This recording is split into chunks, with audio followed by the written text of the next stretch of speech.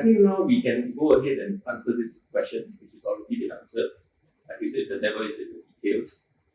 So Singapore can be a Marmot community, but the question is how and what we must do. As you've gathered, heard my speech yesterday, I've spent my life as a researcher. I've spent my second life trying to get action, trying to use the knowledge for action. And I was asked yesterday, as I've been asked in different ways before, well, what happens when you knock on a door and the door doesn't open? And my answer is, I don't bang my head against the door. I look for other doors that might open. So somebody who's more politically active than I might take a battering ram and try and batter the door down, but that's not what I do. That's not who I am. So I look for doors that will open. I don't want to force my way in. I want to be invited in. Forcing way in, anyway, that's not my approach. I want to be invited in. So we want action at national level. And in Brazil, we were getting action at national level. The WHO Commission on Social Determinants of Health went to Brazil. We met President Lula. Brazil set up their own commission on social determinants of health. They were really getting national action. We were, vast as it is, getting national action in India. Said we met Manmohan Singh. In fact, when we finished the commission, I went back and met him a second time. I had a private audience with him. Private audience means there were only 5 other people in the room. And we were getting action. That got reversed with change of regime in India. But it means we can get action at national level. In Britain, over the last dozen years, the national level has not been interested. They've been going off in a different direction. And as I said in my speech yesterday, I've documented the adverse impact that had on health and health inequalities. And people say, aren't you depressed that people aren't listening? No, I probably should be. But the answer is people are listening. We've been working all around the country. The government of Wales is really interested, and I've been working with the government of Wales. I've given evidence to the Scottish Parliament. I've talked to the Northern Ireland Minister of Health. And we're working, forgive me, in Marmot communities all around Britain. So, yes, of course we'd like national action. Singapore is interesting because, as we were chatting about before, is about the same population as Greater Manchester. So it could be national action or the equivalent of regional action in a place like Greater Manchester. And so the real question is how you get that cross-sectoral commitment across all the major domains of society to address the social determinants of health. And the other reason that I'm not depressed, when we convened, my colleagues and I produced an Oxford University Press volume called Social Determinants of Health. I think the first edition was in the 90s sometime. And people said, what? Social determinant? What are you talking about? What is this nonsense? And then we convened the Commission on Social Determinants of Health. And I remember bureaucrats from the European Commission saying, social determinants of health, they'll never fly. You Google it. And the US government is talking about social determinants. The Canadian government, they use the language, social determinants of health.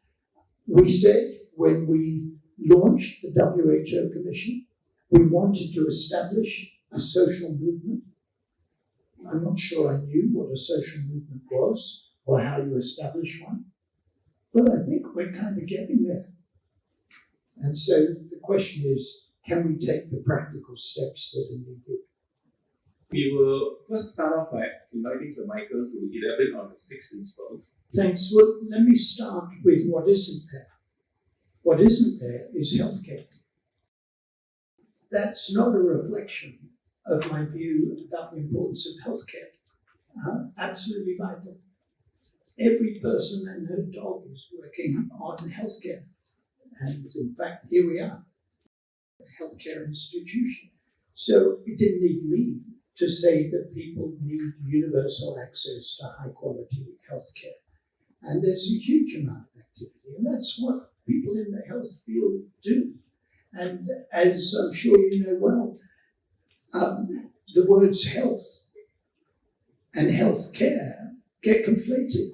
If you look at OECD, World Bank, IMF, spending on health, they don't mean spending on health, they mean spending on health care. What percent of GDP spent on health? Spending on health is spending on early child development and education. That's spending on health. Spending on health care usually means providing hospitals, not even providing primary health care or social prescribing. So it's not that I think healthcare is unimportant. When we were doing the European review, one Minister of Health from one of the European countries said, I don't want to listen to you because you're going to put me out of a job. What I do is fund hospitals. And if we listen to you, we won't need hospitals. I said, don't worry, we'll all get sick. We'll all need hospitals. We'll have falls and we'll need our hips replaced and we'll have cancer and heart. We'll all need hospitals in the end. But ideally, that'll be later in life.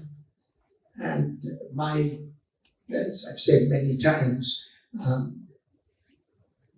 if you were bungee jumping at 95 and the rope snapped, and as you plunged to your death, you wouldn't say, damn, I paid all those taxes for my health care and never used it. I feel cheated. You'd say that was a pretty good life, that I could still go bungee jumping at 95 and the rope snapped. That's not such a bad way to go. So we'd be pretty happy if all our tax money went on healthcare and we never used it. But by golly, when I fell off my bicycle and fractured my femur, I was very pleased.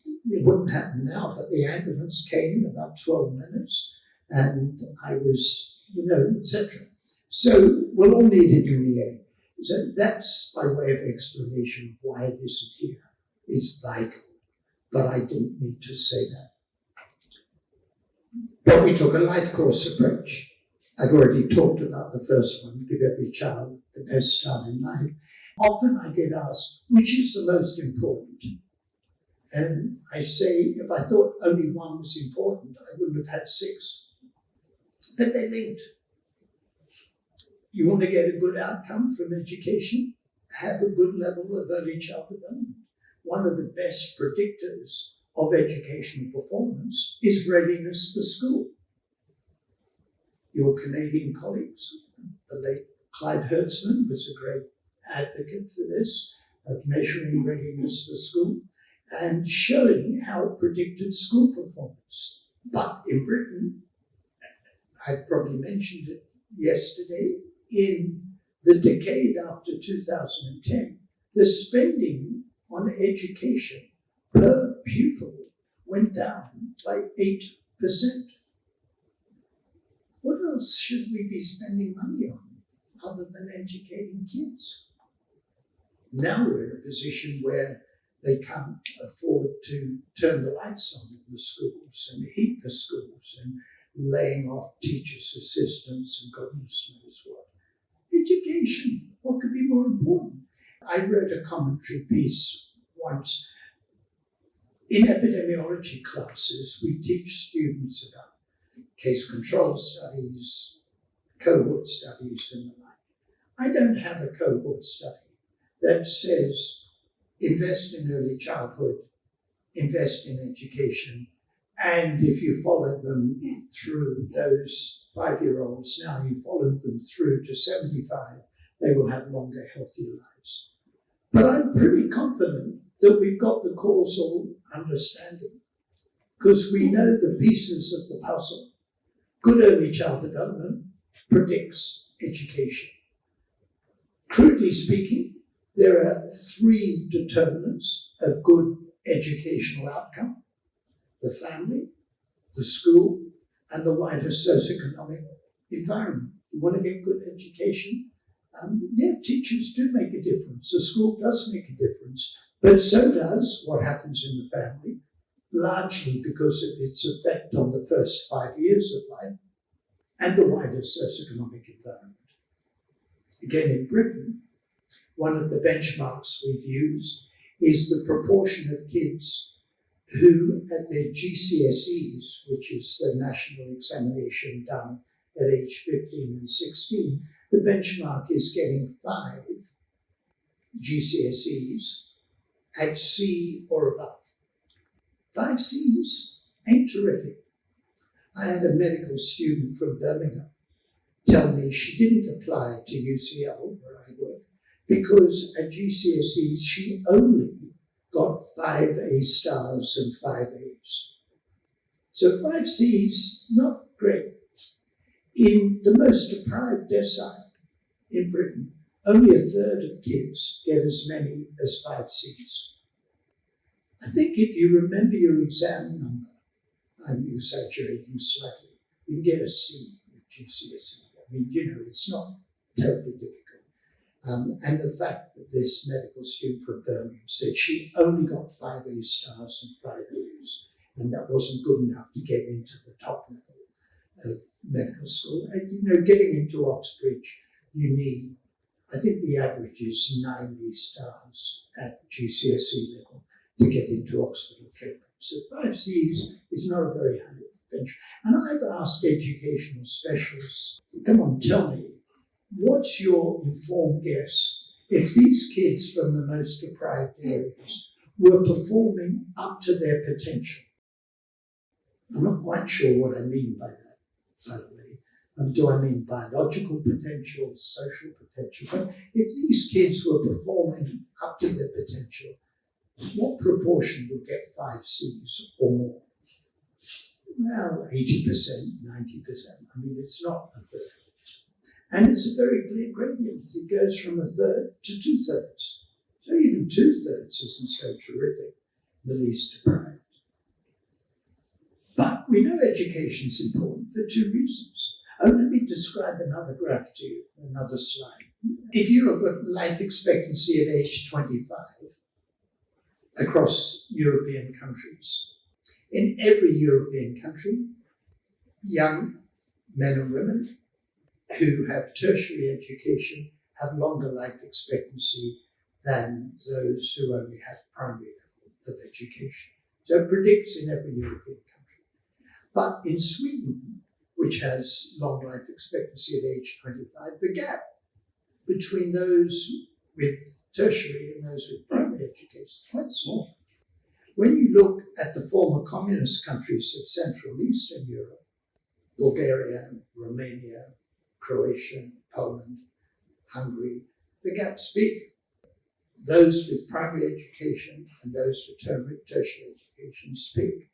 If you look at it another way and look at the cross-country differences in life expectancy, the cross-country differences are quite small for people with tertiary education. Romania, Bulgaria, they know how to get good life expectancy. They get it for people with university education. If you're educated and rich, it doesn't much matter where you live. If you're not educated, the gap is much bigger. The disadvantage of being in Central and Eastern Europe, in Romania, Bulgaria, Poland, Croatia, is much bigger compared with being in Norway or Sweden.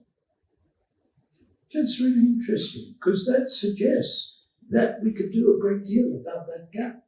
And it doesn't mean education by itself is the predictor, but there's other reason to believe that education is important for 2 kinds of reasons. One is you get a skill, you get a better job. But the other is it teaches you life skills. come back to the head teacher in Finland. There, the boys learn needlework, the girls learn woodwork. They're giving kids life skills, how to be good Finnish citizens, how to manage life, and things that you never thought would come along, that do come along. You've got this kind of education, you're able to manage them. You find your way through the system. So education is vital. It is predicted by early childhood, and it predicts what happens next, which is employment and working conditions. In Denmark, if you're unemployed, you get 90% of your previous salary in unemployment benefits. That's Denmark, in Germany, in Austria, and so on. You get more than 50% of your previous income in unemployment benefits. In Britain, what we call universal credit is 14% of median income. If you're unemployed, by God, we're going to consign you to the scrap heap. And then the quality of work really matters. The gig economy is not good for health. It's quite interesting. Uber now in Britain is advertising of what a lovely employer they are for drivers, how good it is for drivers to drive with Uber. They've got this ad because they nearly got banned. They were that close to being banned. And so now they've got this public relations campaign. Drive with Uber, cuddly, lovely, just wonderful. So the gig economy is not good for health. And the nature of working condition. Now, we produced a report, The Business of Health Equity, the Marmot Review for Industry. In public health, we've always seen industry as the enemy. Big tobacco, soft drinks, stop manufacturing goods, and employ people in Bangladesh to produce garments, and the factory collapses and 1,200 people die. So we've always seen industry as the enemy, hedge funds, bankers, and so on. But half the world, more than half the world's population live in cities, and most people in cities are employed in the private sector. So instead of seeing industry as the enemy, very tentatively, why don't we try and get industry to be the good guys? And I was approached by Legal & General, which is a big insurance company in Britain and a major investor. They have 1.3 trillion pounds under investment. It's hard to get my head around that. 1.3 trillion pounds under investment. And they approached me and said, we're thinking not about charity, but we're asking the question, how can what we do as our main core business improve health and reduce health inequalities? So we produced a report, they funded it, but they said we want it to be not just for Legal & General, we want it to be for business in general. We don't want to be lonely up here as the only ones doing it. And we said there are 3 domains. Quality of employment. Do you pay people a living wage? Do you give them security of employment? Do you invest in training? Do they have job prospects for advancement? I mean, is it a career, or is it something that might put some food on the table and heat half the house? So quality of employment. And Legal & General said that's a no-brainer. That's good for business to give people good employment. The second was goods and services. What do you actually do? And if you're the tobacco industry, there's no way you can provide goods, good goods. What you do is bad for people's health. If you're the food industry, we're all dependent on the food industry. You can be good for people's health or bad for people's health. We'd like nutritious food to be affordable, but other goods and services. And I said to Legal & General, but you don't do that stuff. And they said, we are the biggest single investors in FT 100 in big companies. And as you probably know, investors talk about ESG, environment, social, and governance. And Legal and General said to us, we want to add H to ESG, environment, social, and health. And in fact, one of the corporations I was talking to in Hong Kong, the chair of this large corporation, said, I'm announcing now that we're dropping ESG and we're going to make it SHEG, social, health, environment, and governance. Okay, that's what we want. So in your investments, and again, Legal and General said to us, this is good for business. We don't want to invest in a risky company that's violating environmental concerns or damaging health. That's not a good investment for us. So we're not doing it out of kindness. We're doing it as a hard-headed business decision. Okay, good. And the third is the broader impact, which relates to ESG, but the impact on the community.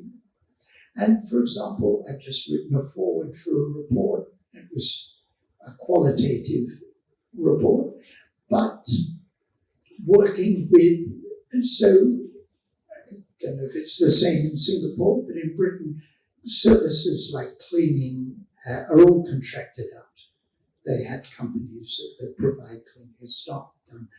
And the companies undercut each other, so low price.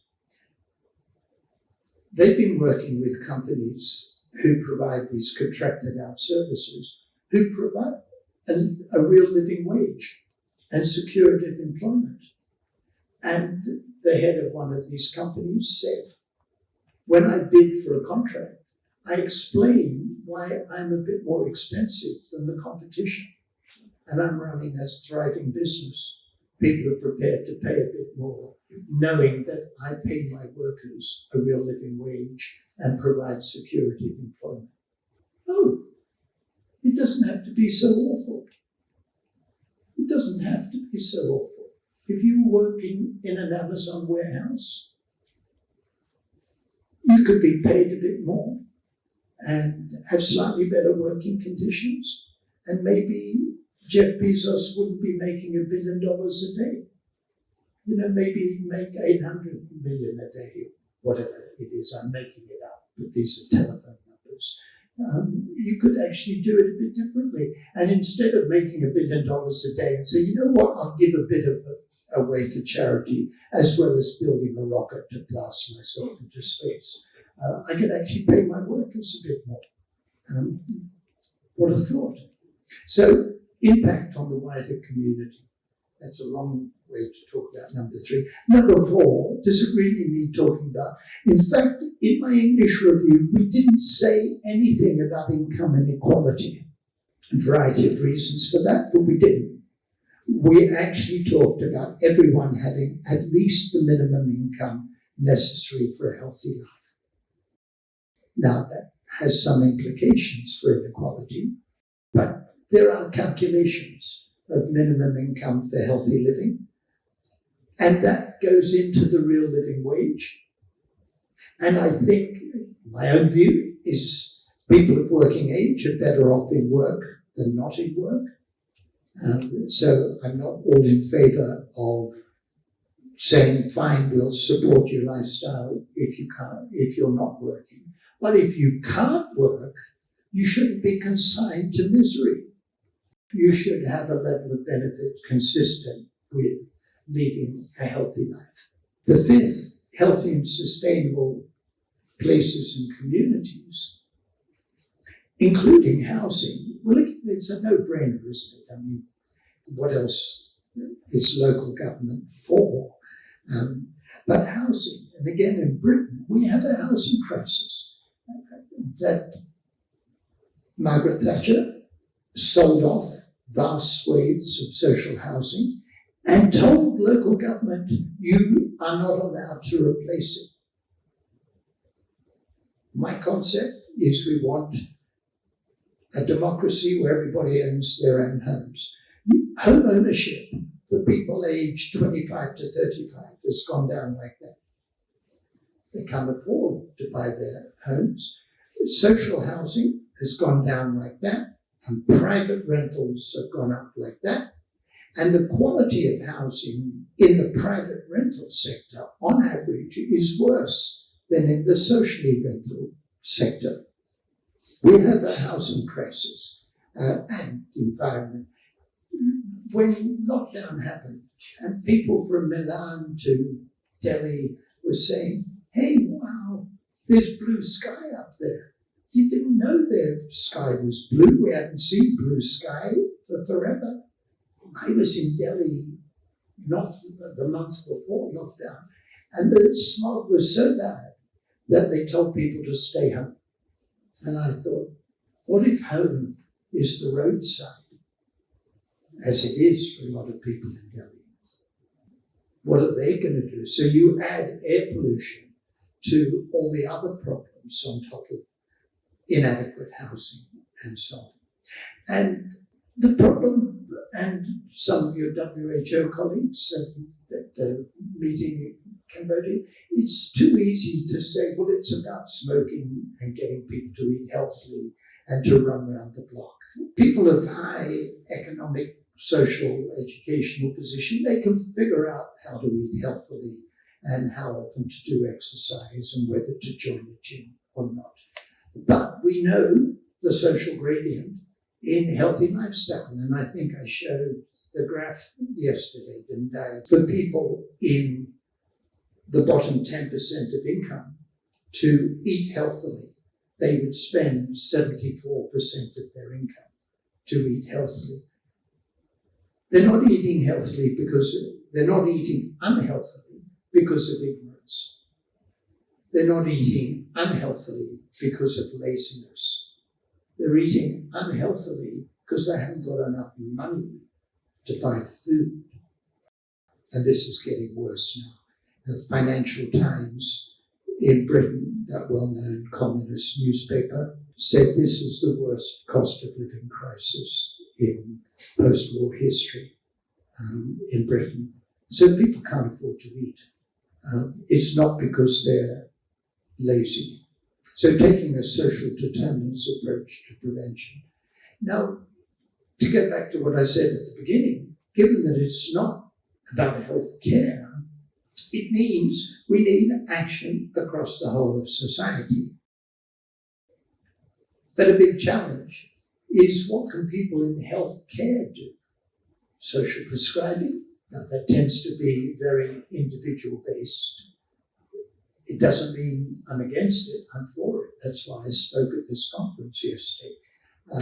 People in healthcare, but also working in partnership. And I don't know if I should say it now, but you asked me earlier. The year I spent as president of the World Medical Association, when I was asked, what's the difference between the World Medical Association and the World Health Organization? The answer is about $2 billion a year. The WMA is a tiny organization. It's made up of, I think, 110 national medical associations. So it's an association. And I was trying to get doctors interested in social determinants of health. That was my mission. And so we produced a report, and I think it could apply to healthcare systems. We said 5 things: education and training. Number 2, seeing the patient in broader perspective. If you treat a rough sleeper and treat their pneumonia and their ulcers and throw them back onto the street, that doesn't make a great deal of sense. So seeing the patient in broader perspective. Number 3, at the time we said the health system as employer. Now I would broaden it to say the health system as an anchor institution, so having a broader impact on society, community, as well as employer. Number 4, working in partnership. when we were working in Liverpool, the Fire and Rescue Service said, we're really interested in your agenda. And I said, go on, what have you got to do with all this? Tell me. They said, well, for example, we go into people's houses to get them to fit smoke alarms, and we suspect domestic violence. And we don't have the expertise to deal with it. But what we do not say is, not my problem. We know who to call.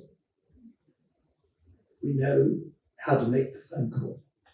So working in partnership is absolutely vital. I went back to the GPs and said, this is what the firefighters are doing. What are you doing? Well, I think social prescribing is in some measure about that. So the fourth was working in partnership. And the fifth, advocacy. And I quote Burko, physicians are the natural attorneys of the poor.